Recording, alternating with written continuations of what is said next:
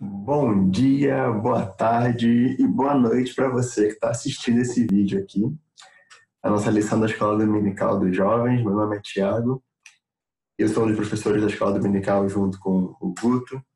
E é um prazer a gente estar aqui para a gente poder estudar e aprender um pouco mais sobre a Palavra de Deus. Nesse tempo de isolamento, nesse tempo de pandemia, a gente tem usado esse canal, a gente tem aproveitado esse tempo para estar um pouquinho junto, né, mesmo distantes fisicamente, mas a gente está junto para estudar a Palavra de Deus. E tem sido um tempo muito bom. A gente tem tido bastante assunto, bastante conteúdo para poder estudar, para poder colocar em prática no nosso dia a dia. A gente está estudando, né, a nossa revista, são os desafios do mundo pós-moderno, e a gente tem estudado vários desafios. A gente tem visto várias coisas que esse mundo pós-moderno tem trazido para a gente, tem desafiado realmente nós jovens, nós cristãos, né, para a gente poder se posicionar, para poder realmente estar firme e firme na palavra de Deus. A gente tem falado aí, através de hoje a nossa 12ª lição, passou rápido, né? Essa nossa revista, daqui a pouco a gente entra numa revista nova. Então a gente tem estudado várias coisas. E hoje a gente vai trazer mais um desafio, né? É um desafio que a gente pode pensar, não, eu estou longe desse desafio, eu estou longe dessas coisas que o mundo às vezes vem trazendo para a gente, mas no decorrer da nossa lição, a gente vai refletir um pouquinho sobre isso, a gente vai pensar um pouquinho como eu tenho me posicionado através desse perigo que às vezes nos ronda. Antes de a gente começar a falar, realmente eu queria orar com vocês, né, para que Deus venha falar ao meu coração, falar ao seu coração através dessa lição. Senhor, obrigado por esse dia, Pai, obrigado porque a gente pode estar junto aqui, aprendendo mais da Tua Palavra, Deus, aprendendo, Pai, aquilo que o Senhor tem para cada um de nós. Fala, Pai, a cada jovem, Pai, que está assistindo essa lição agora, Pai, que a gente possa, Deus, realmente reservar esse tempo, Deus, para estar junto, Pai, estudando, aprendendo aquilo que o Senhor quer falar para cada um de nós. Obrigado, Pai, pela vida de cada jovem, Pai, obrigado, Pai, pela vida, Pai, da nossa igreja, Pai, obrigado porque o Senhor tem nos abençoado, Deus, nos guardado e nos protegido. Muito obrigado, Deus, por tudo. A isso que eu te oro, Filho amado de Jesus. Amém. Gostaria de te convidar a abrir a sua Bíblia lá em 2 Samuel 15. E a gente vai falar um pouquinho sobre a introdução da nossa lição. Vai falar um pouquinho sobre isso. Eu não vou ler o texto todo, mas eu gostaria de ler alguns versículos com vocês, principalmente um versículo. Mas essa história, a história fala sobre Absalão e Davi. Absalão era um dos filhos, né, de Davi. E Absalão, eu vou ler aqui um pedacinho que fala assim, vamos começar pelo versículo 1. Depois disso, Absalão fez aparelhar, né, quando Absalão, só contextualizando um pouquinho, antes Absalão ficou um tempo sem estar lá na presença do rei, e aí o rei, né, Davi, o chamou e ele foi à presença do rei. Então, depois que ele foi à presença do rei, ele começou aqui a arquitetar um plano. Então, fala, depois disso, depois que ele foi à presença do rei, Absalão fez aparelhar para si um carro e cavalos e 50 homens que corressem diante dele. Levantando-se Absalão pela manhã, parava à entrada da porta, e a todo homem que tinha alguma demanda para vir ao rei, a juíza, o chamava Absalão, chamava Absalão a si e lhe dizia, de que cidade és tu? Ele respondia, de tal tribo de Israel é o teu servo. Então Absalão lhe dizia, olha, a tua causa é boa e reta, porém não tens quem te ouça da parte do rei. Dizia mais Absalão, quem me dera ser o juiz na terra, para que viesse a mim todo homem que tivesse demanda ou questão, para que lhe fizesse justiça. Então Absalão começa aqui a arquitetar um plano, né, para conquistar o povo. E aí, lá no versículo 6, diz assim: dessa maneira fazia Absalão a todo Israel que vinha ao rei para juízo. E essa parte é muito interessante. E assim ele furtava o coração dos homens de Israel. Furtava o coração. A nossa lição hoje, o tema da lição é a teologia da prosperidade ou a teologia da cruz. Mas voltando um pouquinho, eu não falei o tema, desculpa, estou falando um pouquinho sobre, que estava falando sobre Absalão.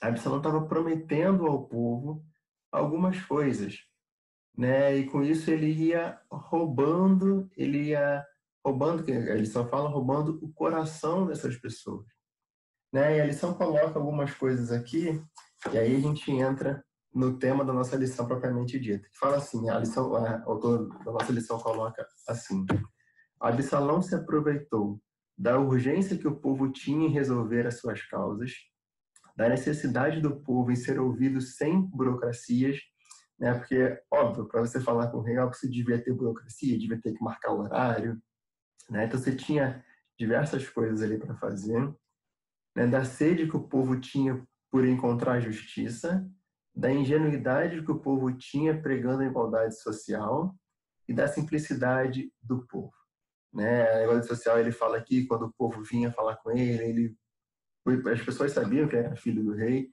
então as pessoas se curvavam diante dele, mas ele pegava as pessoas, beijava as pessoas, estava ali bem próximo. E com isso ele foi conquistando o povo, né? E aí, se a gente continuar o texto, né, lá no versículo 13, fala que assim, todo o povo de Israel seguia decididamente Absalão. Então, Absalão começou a roubar o coração do povo de Israel, começou a plantar uma sementinha de que ele era melhor, de que ele podia fazer muita coisa pelo povo. E aí o povo começou a não procurar Davi mais e procurar Absalão, começar a seguir Absalão. Tá, Tiago, mas o que isso tem a ver com o tema da nossa lição? A teologia da prosperidade ou a teologia da cruz?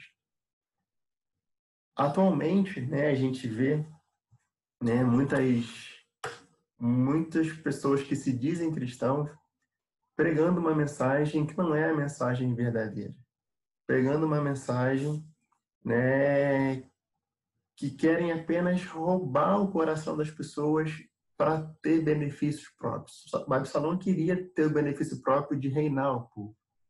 Então, muitas pessoas hoje, no meio cristão, vamos colocar entre parênteses, né, eles pregam o evangelho e doutrinas que não está na palavra de Deus, né? A gente tem visto e ouvido muita coisa aí, né? E muitos têm deixado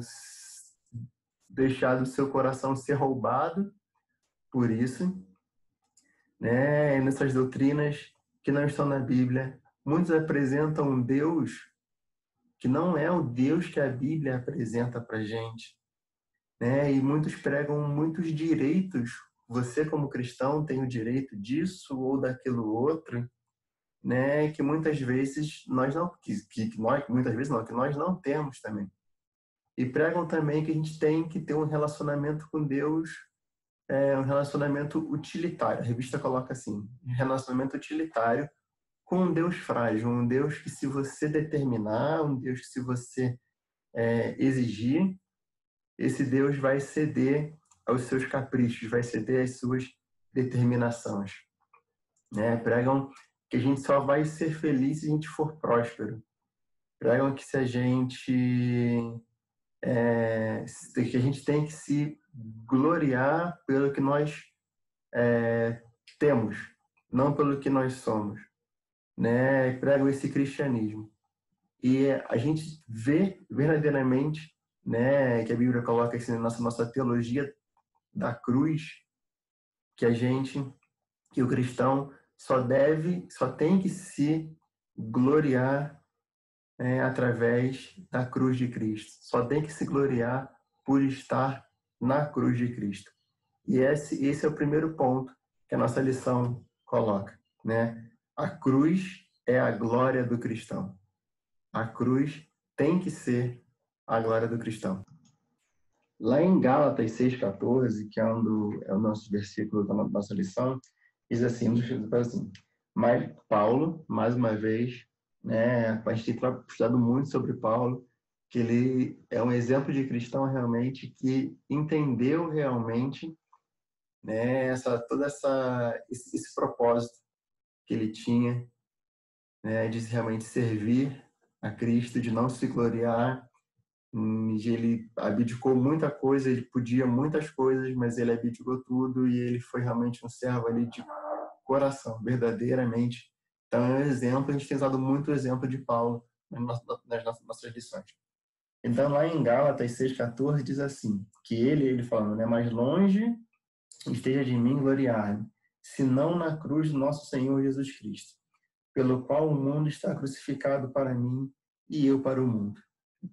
Paulo podia se gloriar de muitas coisas, né? Mas ele tinha esse propósito. Ele sabia que ele só podia se gloriar, né, se fosse através da cruz de Cristo. E a lição coloca que o homem não foi criado para ser feliz em si mesmo, mas foi criado com um grande objetivo de gloriar a Deus. Se a gente for ler lá em Efésios, tem vários versículos, Efésios 1:6, versículo 12, versículo 14 também do capítulo 1, né, que fala isso, que só a gente tem que viver para o louvor da glória de Deus. Né? Então a gente só pode ser feliz quando a gente se gloriar através daquele que nos criou. E quando Paulo compreendeu, ele compreendeu, né, que tudo que ele tinha, tudo que ele possuía só vinha através da cruz, só vinha através de Cristo. Então a lição coloca assim que a nossa redenção, né, vem através da cruz. Quem pagou o nosso preço, né, a nossa identidade, quem somos, vem através da cruz. Né, nossa vocação, quem nos chamou, vem através da cruz. Nossa esperança, nossa redenção veio através da cruz. Nossa força, quem nos sustenta a cada dia, vem através da cruz. E a nossa mensagem, a mensagem que o verdadeiro cristão tem que falar é a mensagem da cruz. Né? Se a gente olha para a cruz por um momento, né, e ver Cristo na cruz, né, lá em 2 Coríntios 5:21, diz assim: aquele que não conheceu o pecado, Deus o fez pecado por nós, para que nele fôssemos feitos justiça de Deus. Então, se a gente olha para a cruz e vê Cristo na cruz, né, vê que ele carregando os nossos pecados, nossos erros na cruz, a gente se gloria através disso. É nisso que a gente tem que se gloriar. Mas a gente olha para a cruz novamente e vê a cruz vazia. E é nisso que a gente tem que se gloriar também. Né? A morte não foi capaz de reter, de segurar o nosso Salvador. E a gente tem que se gloriar através disso também. Né? Se a gente for realmente parar para pensar, se a gente não passar pelo nosso olhar, pela cruz, a gente pensa que nosso único direito, né, se a gente não passa pela cruz, o único direito que nós tínhamos era o direito à condenação, a condenação eterna. Né? Mas por Cristo, através do sacrifício dele na cruz, a lição coloca que a gente tem o direito de se gloriar na salvação que obtemos por meio do sacrifício de Cristo na cruz. Né? Então, o nosso direito não é nosso direito de ser próspero, não é nosso direito de determinar seja lá o que for. Né? O nosso único direito é a gente se gloriar através da mensagem da cruz. Né? A glória do cristão deve estar apenas e tão somente na cruz de Cristo. Né? A mensagem que está lá na cruz, né? A gente tem que se gloriar através disso. E a gente falando da cruz, né? O segundo ponto que a nossa lição coloca, que a cruz é a marca do cristão. Né? Seguindo o que Paulo fala, vou ler novamente o versículo 14, a segunda parte, né? A segunda parte ela fala assim, vou ler tudo aqui de novo. Mas longe esteja de mim gloriar-me, senão na cruz de nosso Senhor Jesus Cristo, pelo qual o mundo está crucificado para mim e eu para o mundo. né? A cruz, se a gente for ver lá em João 20, 25, quando Tomé fala que ele só iria crer se ele visse, né? Ele está falando que ele queria ver as marcas da cruz. E o mundo está precisando ver as marcas da cruz na gente, né? Através da gente, o mundo precisa ver a Cristo.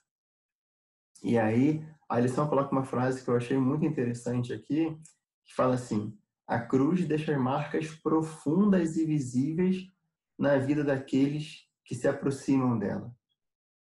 Você já parou para pensar nisso?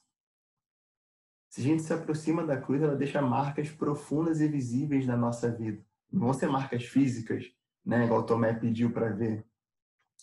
Mas a cruz deixa na nossa vida marcas, sim, marcas de um caráter íntegro, né, marcas de um caráter justo, marca de um cristão verdadeiro. As pessoas olham para você e veem uma coisa diferente na sua vida. Porque você está próximo à cruz, porque você está ali junto à cruz. E o mais importante, só alguém que já foi marcado pela cruz, a lição coloca, poderá dar razão da sua esperança e conduzir outras pessoas pelo caminho da cruz. Não sou eu, Tiago, que vou salvar outras pessoas, que vou, né, converter outras pessoas. A gente já falou, a gente já está, né, careca de saber disso. Mas eu vou conduzir as pessoas pelo caminho da cruz. Se eu estiver próximo, se eu estiver realmente, né, próximo à cruz e as marcas de Cristo estiverem, né, eu vou poder ajudar, auxiliar as pessoas a seguir esse caminho, a encontrar a Cristo. E aí eles só colocam outro ponto aqui, que esses ladrões de coração que tem hoje em dia, que vem falando sobre esses direitos que vem pregando essas grandes coisas que os cristãos têm que ter, eles esquecem muito o que está lá em Marcos 8:34, né, falando sobre a cruz também. Fala assim: se alguém quer vir após mim, negue-se a si mesmo, tome a sua cruz e siga-me. Né? Esses ladrões hoje de coração têm prometido prosperidade, têm prometido prosperidade financeira, vantagens, lucro, descanso, saúde, têm prometido marcas de um cristianismo que não é o cristianismo que vem através da cruz de Cristo. Né? Tem prometido isso tudo aí, mas é um cristianismo falso. O cristianismo verdadeiro passa através da cruz. Em nenhum momento a gente vai ver na Bíblia aqui que Cristo prometeu que todos seriam prósperos, todos teriam muito dinheiro, você não teria problemas, você não teria problema de saúde, problema financeiro, nem nada. A gente já falou isso em lições passadas também. Né? Aqui em Marcos fala assim: negue-se a si mesmo, tome sua cruz e siga-me. A sua cruz, né, o seu problema, seja lá o que for, para mim pode ser pequeno, para você pode ser problema grande. A gente tem que realmente, né, colocar nossos problemas tudo aos pés de Deus. Vamos ter problemas, mas a gente tem a promessa lá de Deus: tem de bom ânimo, eu venci o mundo. Né? A gente pode ter a aflição que for, o problema que for, a gente tem que colocar isso e seguir a Cristo. Né? Se for da vontade dele, se for, todos esses problemas vão passar. Se você pode trabalhar, lutar, você pode ser próspero. A gente vai ler depois no final que Deus não é contra a prosperidade, né? Ele é contra, assim, você ter o amor, você ter amor a riquezas, isso tudo. Mas o verdadeiro cristianismo não prega isso, não prega somente isso, não prega, o foco não está aí, né? O foco está na cruz de Cristo. E Paulo, mais uma vez, entende muito bem isso, né? Lá, continuando em Gálatas aqui, deixa eu ver qual é, Gálatas 2, 19 e 20, né? Ele coloca mais uma vez falando sobre a cruz: porque eu, mediante a própria lei, morri para a lei a fim de viver para Deus. Estou crucificado com Cristo. Logo, já não sou eu quem vive, mas Cristo vive em mim. E esse viver que agora tenho na carne, vivo pela fé no Filho de Deus, que me amou e assim mesmo se entregou por mim. Paulo estava crucificado com Cristo. Paulo estava ali, ó, firme, fechado ali com Cristo em qualquer situação. A gente viu, aí a gente estudou em Coríntios, em Filipenses também, que a gente já falou, que ele tinha essa certeza que ele podia passar. Em Filipenses a gente já leu também, que ele podia passar o que for, ele podia passar o que for, porque ele sabia onde ele estava. Filipenses 4:13 fala que ele podia todas as coisas naquilo que fortalecia, ele podia passar por qualquer problema, qualquer situação, porque ele sabia quem estava sustentando ele e aonde ele estava. Então, a cruz, sim, para Paulo, é a renúncia, o mundo estava crucificado para ele, mas também, e a cruz, ele estava crucificado para o mundo. Paulo não esperava ser reconhecido, não buscava aplauso de ninguém. Ele só queria ser um servo de Cristo, ele queria ser ali um pregador, ele queria falar do amor de Cristo para as pessoas. Então, a gente tem que pensar muito nisso, Eu tenho que pensar e ver se eu tenho vivido isso, Se a cruz tem deixado marcas visíveis na minha vida, E o que eu tenho procurado também, se eu tenho procurado